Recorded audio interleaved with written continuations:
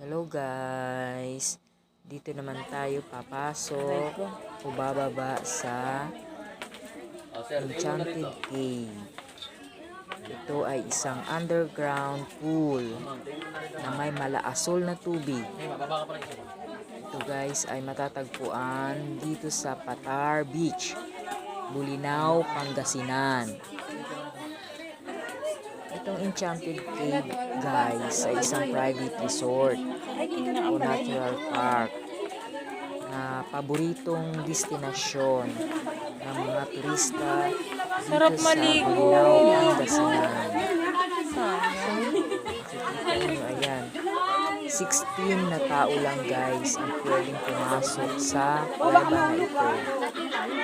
Sinasabi rin na ang kuweba na ito ay may 3 hanggang 6 na talampakan lang na pwedeng magtampisaw. Ayan guys, picture ako. Napakaganda ng Enchanted Cave na ito guys. Swimming pool sa ilalim ng kuweba. Thank you guys. Thank you for watching. Bye.